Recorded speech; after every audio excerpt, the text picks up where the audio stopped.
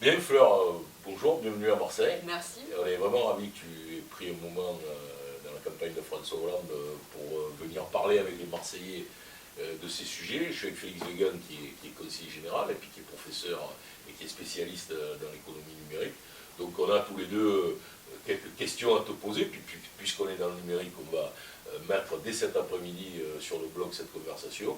Ça va se poursuivre par une réunion avec les entreprises, puis ce soir on va rencontrer les blogueurs, ceux qui aiment Internet et qui veulent savoir ce que François Hollande veut faire de cette culture et de cette société numérique.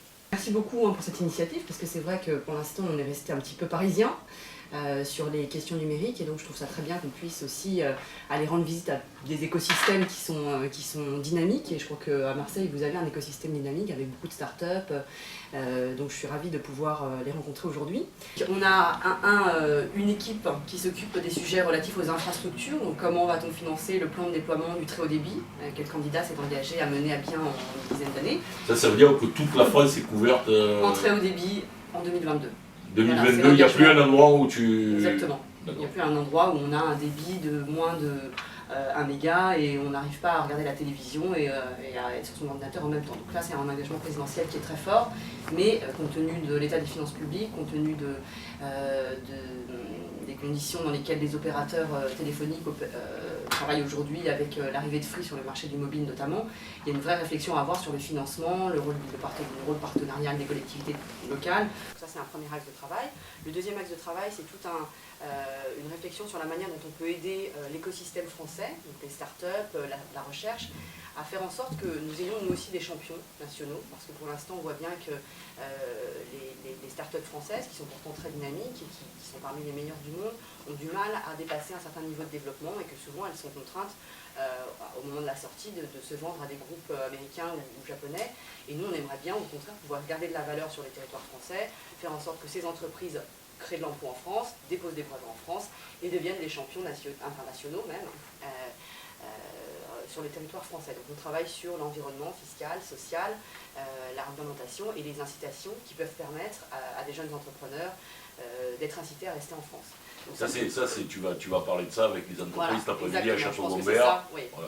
Les gens de la Belle de Mai et de Château-Gombert avec notre pôle voilà, je pense que c'est ça qui les intéresse surtout, donc les questions de capital risque, les questions de financement d'investissement, des différents moments de développement d'une start-up. Donc je crois que c'est surtout ça qui va intéresser nos interlocuteurs cet après-midi. Donc je pense que ça tournera beaucoup là-dessus. Ça tournera aussi pas mal, je pense, sur le troisième sujet, qui est la fiscalité numérique. C'est un sujet qui est lié évidemment au second. Alors ça concerne à la fois la fiscalité des fournisseurs d'accès à Internet, mais aussi tous les dispositifs incitatifs de type crédit impôt recherche ou statut jeune entreprise innovante qui peuvent permettre justement d'accompagner l'innovation. Une question, ce qu'on sent quand même dans ce qu'a fait Sarkozy, c'est quand même que c'était vraiment, c'était lui qui s'exprimait sur ces questions-là. Comment tu sens, si François Hollande devenait président de la République, comment ces questions seraient traitées? Est-ce qu'il y aurait un ministère? Est-ce qu'on irait vraiment vers des choses nouvelles, compte tenu de l'importance que ça prend évidemment dans notre vie quotidienne? Est-ce que c'est quelque chose qui est envisagé dans l'organisation de l'État? Alors, pour l'instant, on n'a pas tellement réfléchi à la traduction institutionnelle et administrative de effectivement l'importance qu'a ce sujet aujourd'hui, l'importance vraiment stratégique en termes de croissance et de relance de la croissance dans les années qui viennent. Alors, pour revenir sur Sarkozy, il a quand même créé d'abord un secrétariat d'État qu'il a confié à Nathalie Kosciusko-Morizet, mais qui était une coquille vide, parce qu'en réalité, c'est un secrétariat d'État sans service. Donc on sait très bien que ce genre de structure, ça ne sert absolument à rien. Maintenant, c'est Besson qui l'a repris au sein du ministère de l'Industrie. Donc on voit bien que pour l'instant, on ne sait pas très bien quelle structure institutionnelle donner à l'économie numérique. Et c'est normal parce que c'est un sujet qui est très transversal. Donc c'est vrai que ce n'est pas très facile de trouver la bonne gouvernance pour ce sujet. Maintenant, je pense que Sarkozy, en fait, pendant 4 ans, les 4 premières années, il n'a absolument rien fait en matière de numérique. Il a délégué ça à d'autres personnes, lui-même étant assez peu au fait des sujets. Il a commencé à s'en empirer en décembre dernier parce qu'il a compris que c'était un sujet qui plaisait aux jeunes, que ça faisait moderne, etc.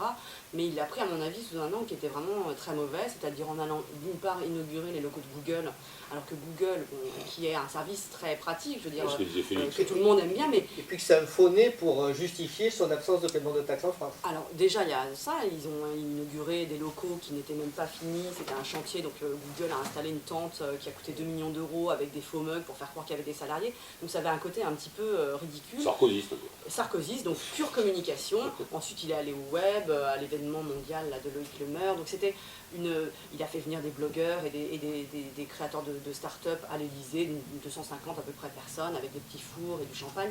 Donc c'est vraiment une vision du numérique très dans la communication, alors que lui-même pendant 5 ans, en fait, a modifié la fiscalité, a modifié le statut des jeunes entreprises. Parce que vraiment, là-dessus, on peut très bien attaquer Sarkozy sur son bilan, qui est proche de néant, et au contraire, nous souhaiter justement faire du numérique un enjeu vraiment très important de croissance et c'est très important dans les 5 années à venir parce qu'à mon avis, c'est dans cette période-là que va se dessiner la capacité de la France à devenir un acteur qui compte en matière de numérique dans des sujets, dans des secteurs très importants que sont par exemple la e-santé, le cloud, les économies d'énergie. Parce que cloud, ça veut dire quoi? La traduction française, c'est l'infonuagique. En réalité, c'est le stockage de données décentralisé, c'est-à-dire que tu ne stockeras plus tes fichiers dans ton ordinateur, mais sur des serveurs qui seront situés à l'étranger, enfin, dans un nuage. C'est une dématérialisation totale du stockage de... Exactement, tu as un logiciel qui te permet de récupérer tes données, quel que soit l'endroit où tu te passes. C'est déjà le cas, il faut bien sûr augmenter, il faut bien sûr innover beaucoup.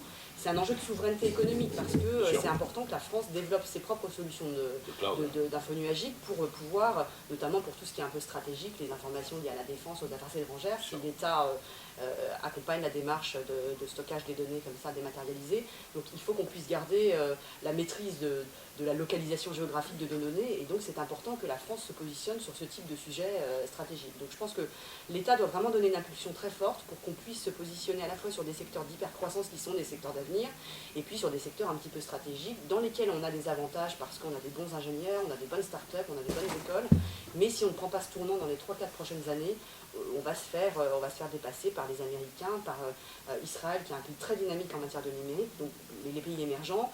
Voilà, donc il y a vraiment un enjeu stratégique très très important pour les années à venir et pour le quinquennat de François Hollande.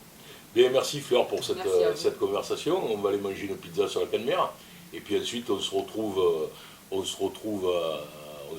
à Château-Gombert avec les entreprises que Félix a réunies. À l'hôtel technologique. À l'hôtel technologique. De Marseille Innovation. Voilà. On va appeler ça des soupaules, c'est pas très joli, mais donc le premier qui s'occupe un peu de toutes les questions relatives aux infrastructures.